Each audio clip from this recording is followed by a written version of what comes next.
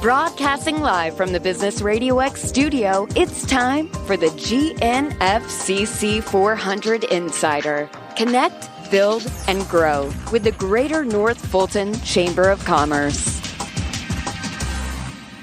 Hello and welcome to the GNFCC 400 Insider, the monthly radio show and podcast presented by the Greater North Fulton Chamber. I'm Callie Boatwright, President and CEO of the Greater North Fulton Chamber. And today we will be honoring our 2019 GNFCC Small Business and Nonprofit Award Winners.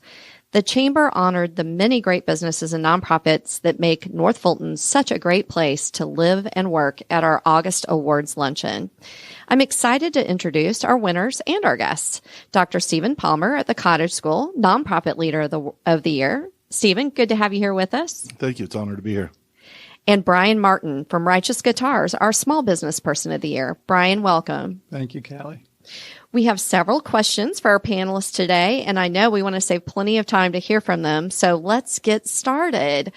Tell us a little bit about yourself. We want to know a little about your background. We know that you're award-winning in both of your current fields, and we'll talk a little bit about your current organizations later. But maybe a little bit about your background and what has led you on the career path that puts you in the place you are today. Dr. Palmer, why don't we start with you? Okay. Thank you. My journey began many years ago, say back in the 90s, as an educator. I've always been in education.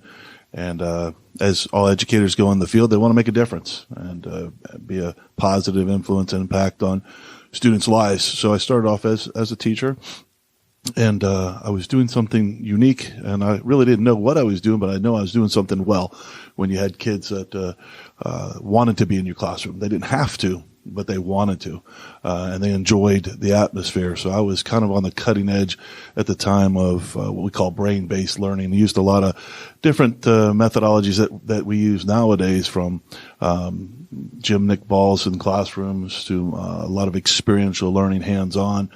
So I started getting a lot of attention and started receiving awards based upon teaching. I was Disney's finalist as Teacher of the Year. I was Teacher of the Year. I was finalist for the county. So from there, they decided that since I'm doing so well in a room, let's make it a little broader. So they moved me into administration. I worked my way through, and through that master's degree and my doctorate is in educational background with special ed students and administration. I worked my way from Florida to a big place in Michigan, lots of snow, and there's a big story behind that one. But I had an opportunity to work for the DeVos family. As an educator, I got to develop a school from a dream that Dick and Betsy DeVos had, and it's a phenomenal educational program. I developed a school for them in aviation. They have a background in aviation for underprivileged children, and it's a thriving school as we speak now in the Grand Rapids Airport. Originally from the South, families from the area, Georgia and Florida, so I had to come home, and I was glad to come back home, and I had the opportunity 5 years ago to take over the Cottage School after the founders of the school retired, so that's what brings me here today. Very exciting, and we're glad that you chose to come back to Georgia. I'm sure it had nothing to do with the snow. Nothing at all. Nothing at all. We'll go with that. And how about you, Brian? You've got a very varied background. Tell us a little bit about your past and what led you to this career path. Okay.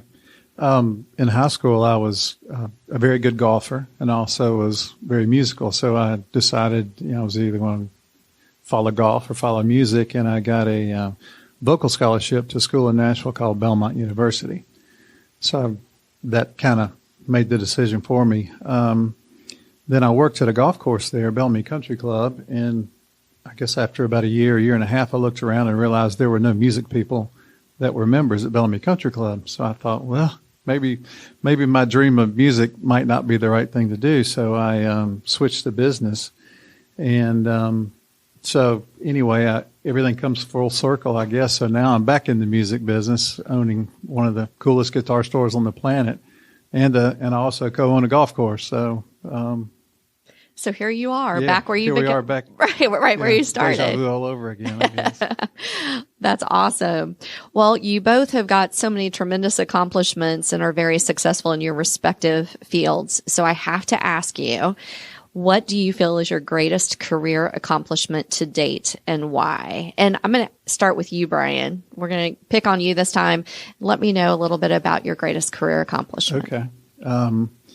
My previous company, we had it was called Nanoventions, and we had in our vision statement that we wanted to have our products or a product of ours in virtually every household on the planet.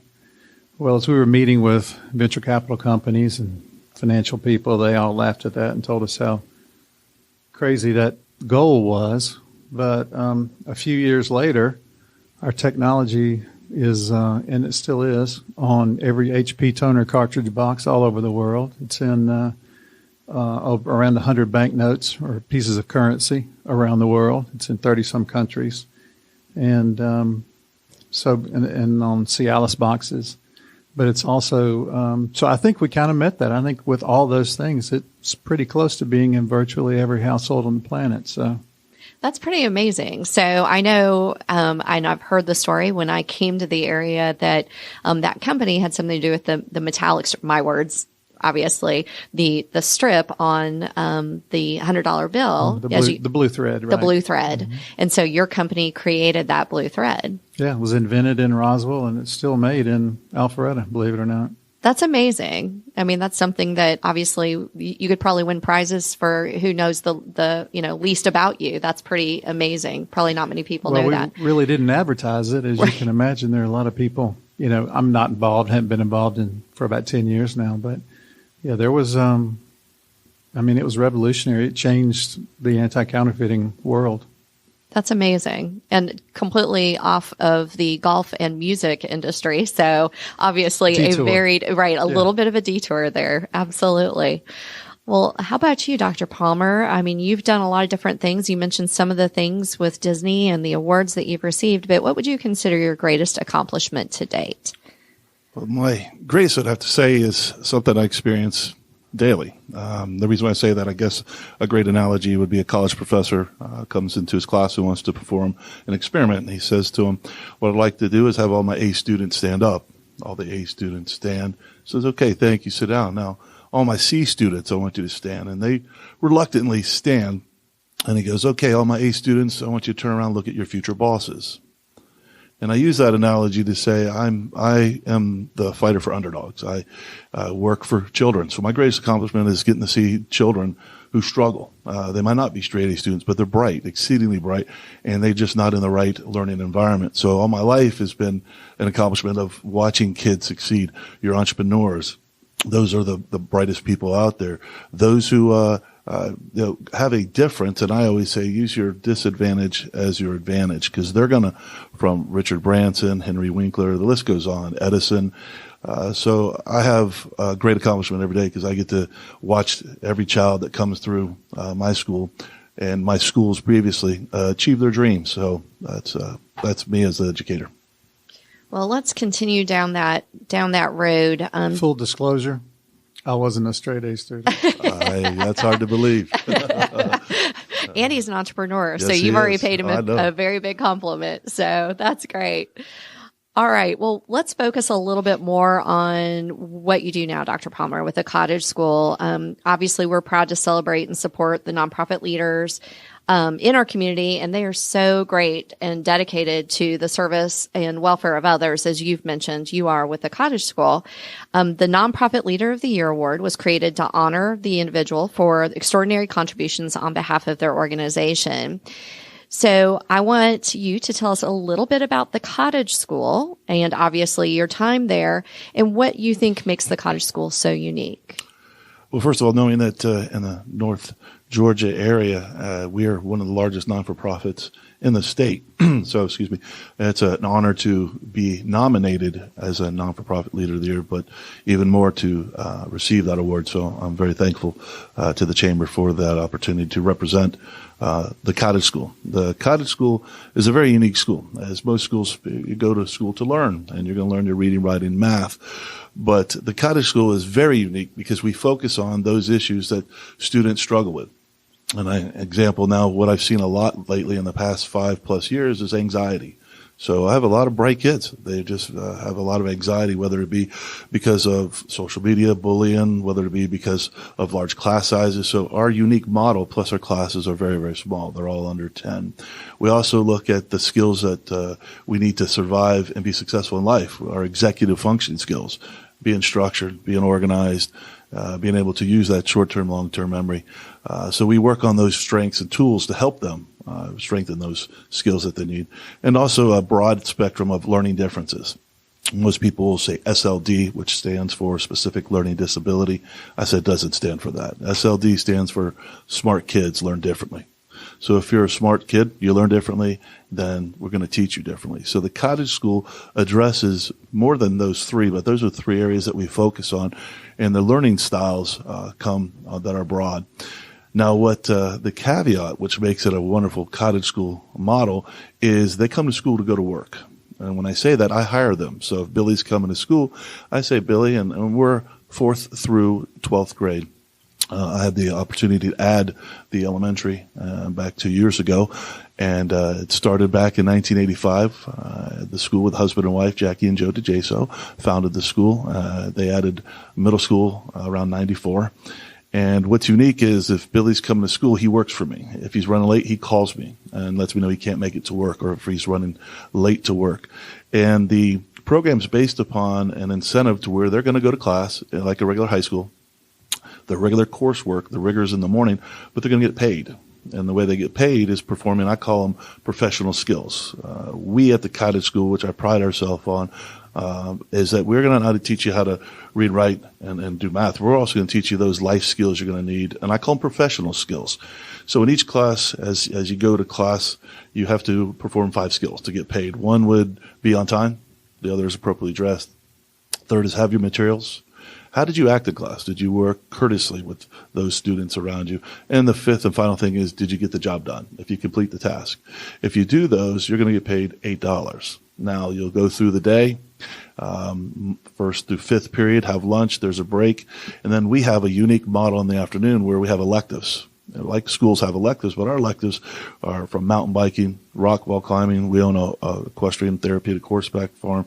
So we also look at some of the careers out there that students could take, from culinary arts to auto mechanics. So the electives are in the afternoon. They go back to their homeroom at the end of the day. They have a checkbook. They have a planner. Everything's laid out for them for 2 weeks. I contracted them. I hired them for 2 weeks. So they make a deposit in their bank account. They'll do that Monday through Thursday. Friday morning comes. They do the same as they would hit their homeroom to get prepared. The homeroom, I call it like their supervisor, their boss, their mentor. They prepare them for the day, but they also see them at the end of the day to get them organized for the next day. So Friday is very unique because what happens on Friday is they go to the homeroom and then they go to a business meeting. So in this business meeting, they have an opportunity to do exactly one goal I have for them. Every child that comes through my school, I say, I want one thing that I need you to do for me, and I hope that you'll achieve this, which they do, is they learn to find their voice. They learn to advocate for themselves. Because as we know in the big world out here, you got to be able to stand up for yourself and speak for yourself, because no one else is going to do that for you. So in this business meeting, they have an opportunity to promote themselves, speak for themselves. So there are levels, just like if I worked for Home Depot or the Atlanta Braves, there are levels. And E is entry level. You're getting paid minimum wage, you're being trained. Then the next level is 1. You don't need to be trained anymore. You're getting paid a little more, and you know your job. Level 2, you're a supervisor. You're a manager. And level 3, I call it, that's the big dog. You're the CEO. With those levels comes higher pay and also other privileges. The unique thing about it is that they get to try to promote themselves. And they say, for example, hi, I'm Dr. Steve. I would like to move up to level 3. The feedback is phenomenal because it's so rewarding to see other kids support other kids. And you give the reason why you feel you should be promoted, and the feedback comes from this business meeting of all the students and all the teachers in there. And what makes that a blessing is because our teachers are phenomenal, and those teachers are always there supporting them, and that is definitely the key to the program. But after they get promoted is when they get to spend their check. So for 2 weeks I hired them. They get a paycheck, and they have 3 choices to spend the check on. One is to go off campus. So every 2 weeks we have a trip planned, whether it be Stone Mountain for the day, World of Coke, the zoo, the aquarium. So we have something for them to go to. Some of them say, I've been to the zoo 100 times. I'd rather stay on campus. So we do on-campus activities, whether it be field day, Olympic events. We bring in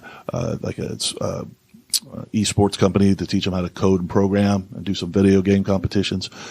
So they have two options, one to go off and one to stay on. The third and final is you come to school to learn. So if you missed work, you need to make it up. So they're paid to go to academics. So once they make their work up, then they can join their friends on campus. Monday morning, they start with a zero in their bank account, and I hire them over again for 2 more weeks. And that's a little about the life of the cottage school. Wow. Mm-hmm, Not sure what else to say there. That's amazing. How many students do you have there at the cottage school? Currently 260. When I arrived, about 155, but we've grown and very blessed to have a great number of students.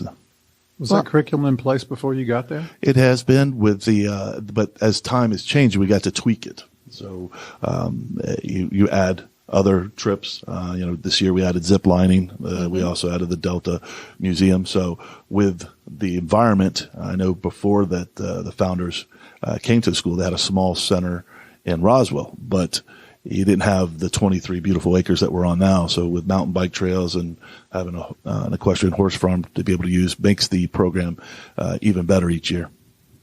I'm impressed, Dr. Palmer, about the cottage school and about what you've done to change it in the very short time, actually, that you've been there. But I just find it amazing that the model is very much business oriented. Mm-hmm. So as a chamber president, I get excited to hear that not only are those kids learning the things they need to learn, but you're preparing them for employment.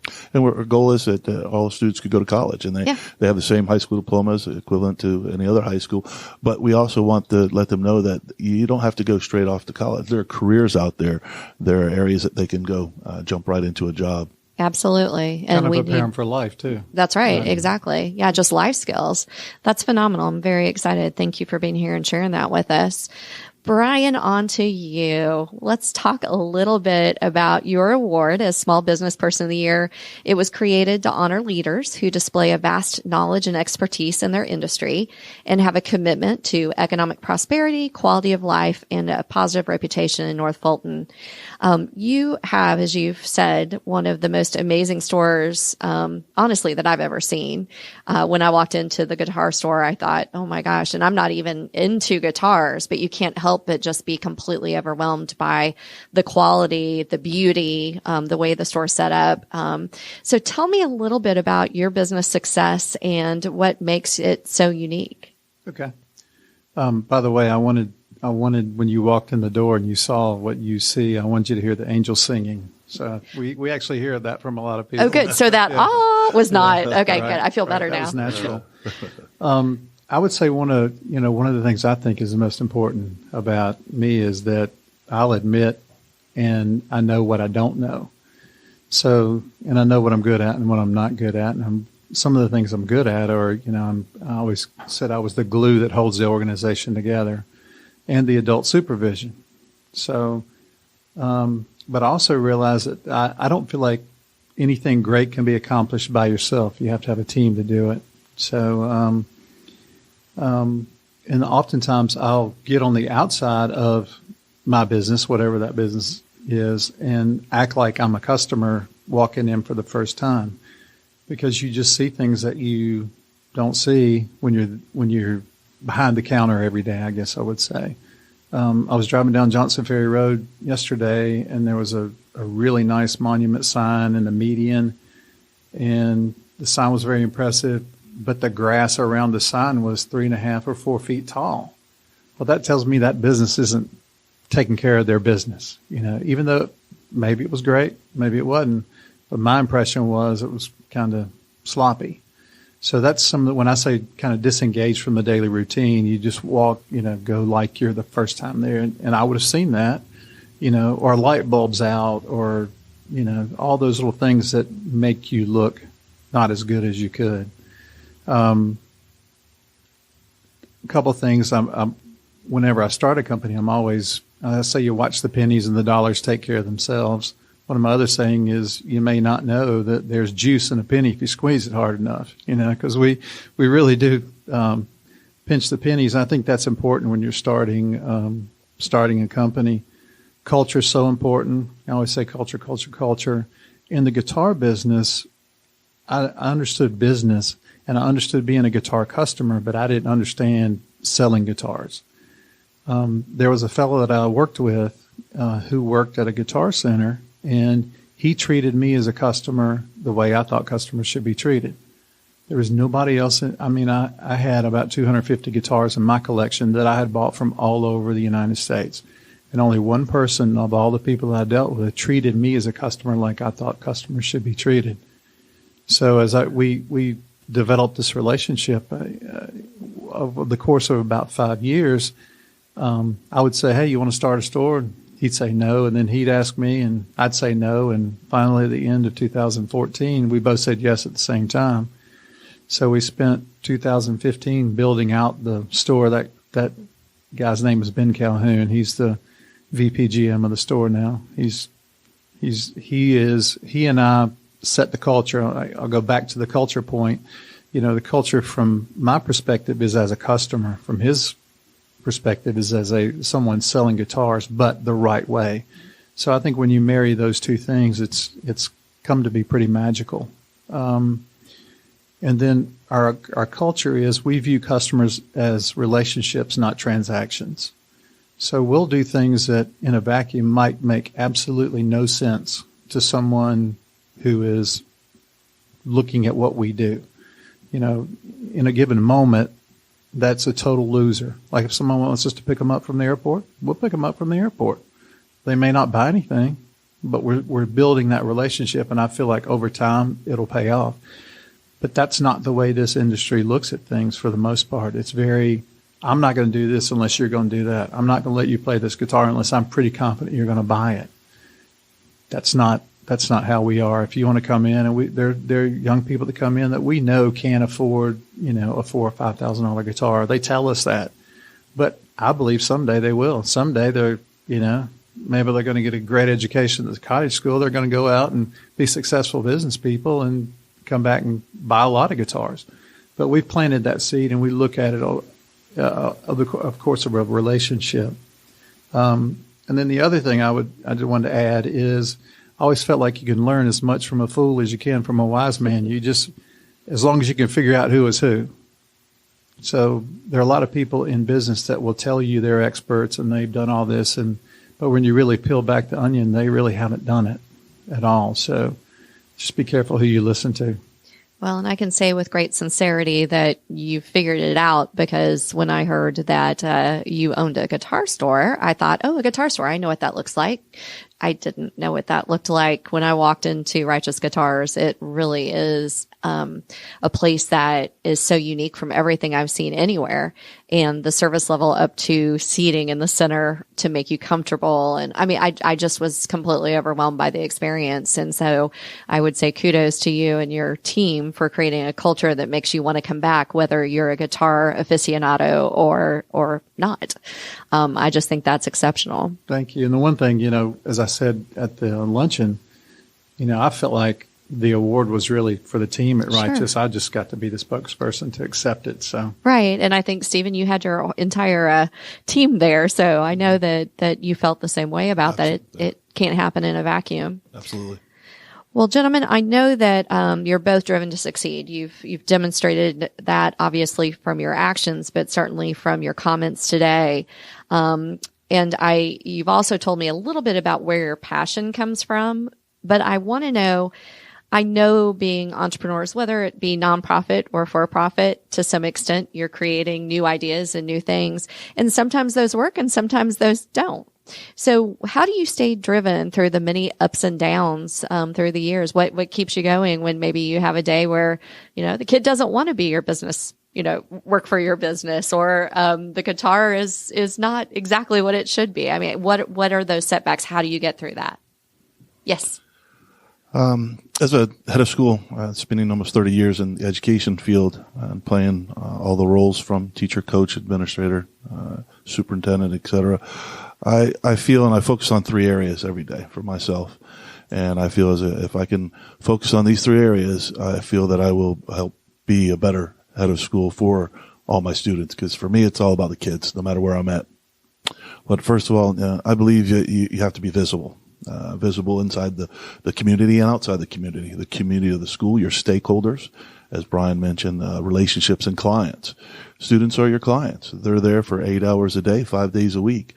So you treat them as guests and clients, and you address them as that. And it makes that culture and climate a conducive place for everyone to thrive and succeed. So being visible for events in the school around and also in the community is a big piece. So that's one area that I try to strive and focus on every day.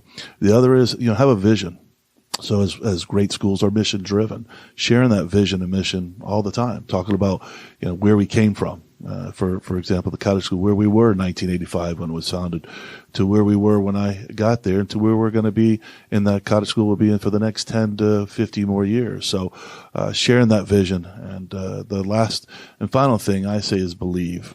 And believe connected to trust. You got to believe in the people that you work with. Believe that you have the best around you. Believe that they're gonna do the best that they can. And my job, as Brian mentioned about his staff, mine is my job is to support them to do their job the best they can, and not micromanaging. So building those relationships through trust that you've got the best and they're going to do the best for your clients, which are my students. So that's a little bit about how I keep myself moving forward. Thank you. And I think those three things are things all of us should focus on with our teams, and go back to the culture discussion. What about you, Brian? What do you think? How do you get through some of those days? Well, I guess I would have to go back. I grew up with a single mom, and things weren't always the easiest. We lived in a mobile home sometimes. I remember someone knocking on the door, and they let us know they were taking our car, and some of those things that you don't ever want anybody that you love or care about to have to go through. So part of my motivation was I don't ever want that to happen to me. So I always worked very hard.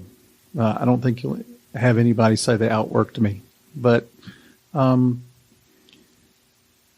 I'll go back to one of my principles that I want to build everything to last. In the 90s and 2000s, everybody wanted to build a company to sell.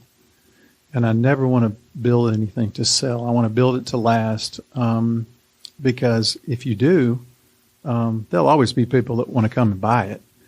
But I remember calling on 3M when we were in the anti-counterfeiting business, and in their lobby, they've got the original stock ledger.